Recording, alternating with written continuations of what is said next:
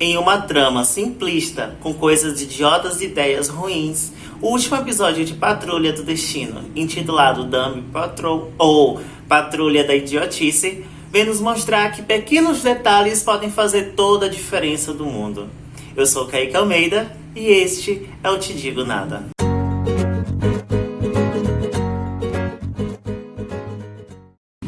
Gente, antes de eu continuar esse vídeo, eu queria falar pra vocês para não se esquecerem de dar aquele like aqui nele, de compartilhar ele com seus amigos e de me ajudar se inscrevendo no canal. O canal ele é muito novo, ele é recente, então eu peço muito a ajuda de vocês para que ele possa crescer. Agora segue pro vídeo. Bem, ó, filma ela em nome de Jesus. Como nas últimas análises eu estava fazendo por núcleo de personagens em cada episódio, eu vou continuar aqui. E aí eu quero começar pela Rita. É claro! Ela continua revivendo aqueles traumas por conta da mãe dela, que fica parecendo mais como se fosse um fantasma, atormentando ela a todo tempo. Esse fantasma fica lembrando a Rita de como ela não consegue se sentir capaz de poder fazer as coisas. Isso é um trauma que foi gerado na sua própria infância, como a gente viu lá naquele flashback nos últimos episódios, em que a Rita viu a sua mãe se deitando com um produtor para que ela pudesse conseguir um papel, e isso faz ela pensar que talvez as suas maiores vitórias na sua vida, que era a sua carreira de atriz, talvez não tenham sido conquistadas por mérito dela, e sim por conta de serviços que a mãe dela prestava. Não, eu nunca fiz isso. Eu não acredito, assim como foi falado nesse episódio, que a mãe dela seja de fato ruim, uma péssima pessoa. Eu vejo ela como alguém que queria que a filha dela tivesse um bom futuro. Mas o fato da Rita ter presenciado o que ela viu, a faz pensar justamente isso, afetando totalmente a sua autoestima. E aí eu queria trazer um detalhe sobre isso. É muito notório como a nossa autoestima ela é afetada por pequenos detalhes, principalmente em pessoas que são mais suscetíveis a isso. Aqui a Rita, ao se ver bloqueada por esse pensamento, por sua baixa autoestima e tá passando por dificuldades em seguir a sua carreira de atriz, isso também tem afetado a sua carreira que ela tá iniciando de super heroína. E às vezes só o que nós precisamos para poder seguir em frente e prosseguir é poder desabafar. E é o que ela faz nesse episódio ao seguir o conselho de uma apicultora que ela vai interpretar na peça local. Ela acaba desabafando tudo o que ela estava sentindo, tudo o que ela estava pensando para as abelhas lá dessa mulher. E parece que deu certo, tanto até que nós vimos ela no final do episódio salvando um rapaz de um ladrão, utilizando os seus próprios poderes, com direito até posinha de super-herói. O Cliff, depois de ter sido jogado na nave pelo Niles como se fosse um lixo espacial, e isso é uma bela metáfora de como o Niles tem tratado todos os outros membros da equipe, ele chega na Terra e numa tentativa de voltar para a Mansão do Destino, ele acaba passando por alguns perrengues nessa estrada. Ele foi cagado, ele ficou imobilizado, teve gente tirando foto dele como se fosse uma estátua porque ele não conseguiu mais se mexer. Vou chegar no Twitter hoje, muito. Só que, apesar de todos esses perrengues, ele continuou seguindo em frente. Ele encontra um homem que fica curioso com o Cliff. Ele pensa que o Cliff é uma estátua e eles acabam conversando e se dão muito bem. O Cliff acaba pedindo o celular desse homem e ele, ao invés de ligar para os membros da equipe, ele acaba ligando para sua filha Clara, mesmo depois dela ter ignorado ele lá naquela visita que ele tentou fazer na casa dela. E eu acho muito bonito a forma como ele ainda continua tentando se reaproximar da sua filha, mesmo depois do que ela fez com ele. E o quanto é importante para ele essa reaproximação. A Clara não é somente alguém importante do seu passado ou a única pessoa viva da sua família. Ela também é um lembrete do que ele perdeu e também do que ele ainda pode conquistar, do que ele ainda pode pegar de volta. Lembrando que ele ainda é uma pessoa humana, apesar do seu corpo metálico. Isso faz lembrar de que ele não é somente uma máquina por completo, de que ele ainda tem um cérebro, de que ele ainda tem um sentimento, de que ele ainda pode ter uma vida, apesar de seu corpo metálico. Meu Deus. E essa metáfora dele continuar sempre seguindo em frente é bacana e traz frutos, até mesmo nos lembrando de que mesmo nas adversidades da vida, mesmo nos perrengues, a gente precisa continuar seguindo os nossos sonhos, seguindo os nossos planos, seguindo em frente. E aparentemente isso deu certo.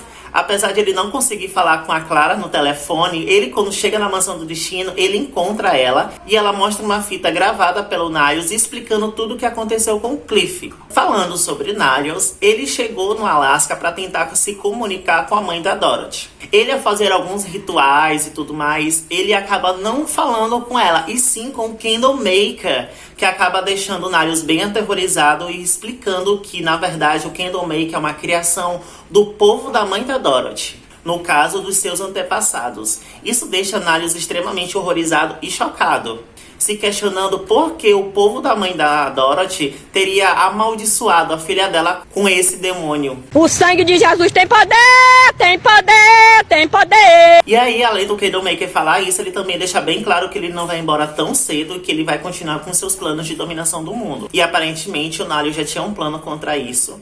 Então ele convoca o Willoughby Kipling, que volta nesse episódio, mas eu vou falar um pouco melhor sobre ele mais lá na frente. Quando ele encontra o Niles aqui, já no final do episódio, eles acabam tendo uma conversa e aparentemente o Kipling vai levar a Dorothy junto com ele para alguma espécie de plano astral, talvez, para tentar manter a Dorothy novamente sob controle e em prisão. Eu entendo os motivos do Niles, mas eu acho que todos esses meios que ele tá tentando chegar a esses fins não são válidos. Eu acho que há muitos meios dele tentar confrontar o Candlemaker, principalmente não se isolando nessa bolha em que ele criou para si e a sua filha. Mas vamos ver até onde essa história vai. Mas vamos chegar ao núcleo central desse episódio, composto pelo Larry, pelo Vic, pela Ronnie e pela Miranda. O grupo é forte e a gente vai sair dessa, eu tenho certeza. Bem, logo no começo do episódio a gente vê que o Vic, ele chega na mansão e ele traz a Ronnie. Aparentemente eles vão encontrar o Niles para ele tentar dar uma solução pro problema que a Ronnie tem no seu corpo. E ele apresenta a Ronnie lá para toda a equipe e até acho que ela reagiu muito bem a todos eles. Quem tava lá no corpo da Jane, no caso, era a própria Miranda. Como a gente viu no episódio passado, ela voltou a ser a primária. Ela parecia bastante gentil, otimista, alegre, muito diferente do que a própria Jane era, que tava sempre pra baixo, xingava todo mundo. A Miranda não, ela é totalmente o oposto da Jane e parece que ela quer fazer amizade com os membros da equipe, se enturmando, como ela mesma falou, ela é a garota nova que tá lá. Ela também mostra que ela não tá com raiva da Dorothy pelo que ela fez em matar tanto a Baby Doll quanto a Queixe Flamejante. E também mostra que o Underground não está ressentido. Embora eu ache que, na verdade, eles só não estão demonstrando essas emoções por confiarem demais na Miranda. Mostrando muito da influência que ela tem lá naquele lugar. A trama mesmo vai começar quando uma caixa misteriosa chega na mansão, dizendo pra ninguém abrir. Só que, claro, eles acabam abrindo essa caixa e eles respiram um gás que sai de lá. Na verdade, esse gás continha um vírus chamado Skunks, que leva as pessoas infectadas a realizarem as suas piores, tipo Vicky fazer uma cirurgia no corpo da Ronnie e ela dizer que tá tudo bem. Só que apesar de todas essas ideias malucas, foi bom ver tanto o Vic quanto o Larry extremamente alegres, otimistas, divertidos, sendo que são os personagens muito pra baixo na série inteira. E todo esse otimismo alimentado pelos Skunks foi um suspiro muito refrescante na própria série. E aí, aqui que o Willoughby aparece no episódio pela primeira vez. Ele chega na mansão explicando o que são os Skunks e o que a equipe pode fazer pra derrotar eles. Ele explica que os Skunks têm uma rainha chamada Rainha Skunt e que ela estava habitando lá naquele quadro onde o Senhor Ninguém e o Caçador de Barbas estava preso, lá no final da temporada passada. Então eles entram nesse quadro, são capturados pelos Skunks e vão encontrar essa rainha lá. E quem aparece para salvar o dia? A Miranda. Ela se mostra extremamente eficaz como uma primária. Eu já falei o fato como ela é extremamente diferente da Jane. Ela é otimista, ela gosta de se enturmar, ela gosta de ajudar o pessoal da equipe, como ela ajudou o Larry, por exemplo. E aqui, ela acaba salvando a equipe e utilizando as habilidades dos outros alter egos do Underground de uma forma muito efetiva. Aqui, neste episódio, ela matou a Rainha Skunt de uma forma rápida, fria, direta e sem papas na língua. O pior, com muita papa na língua prateada. Fazendo isso de uma forma muito rápida. Ah, morre, diabo! Claro que o Underground comemorou demais a ação da Miranda como uma primária, fazendo festa e tudo mais. Com exceção da Jenny, que ainda está bastante ressentida lá no Underground. Porém, algumas coisas muito esquisitas estão acontecendo por lá, como por exemplo o sumiço da Scarlett Harlow e o fechamento da sua estação no Underground. E eu tenho muita certeza de que isso é obra da Miranda. A Miranda, como eu percebi nesse episódio, ela é alguém, a boa mocinha, aquela que tá sempre fazendo as boas ações, aquela que tá sempre tentando fazer as coisas do jeito certo. A principal tarefa da Miranda é proteger a Kai. E eu não acho que a Miranda, como uma primária, vai pensar que o alter ego que capta a energia psicossexual seja o ideal para cuidar de uma criança. Não é mesmo?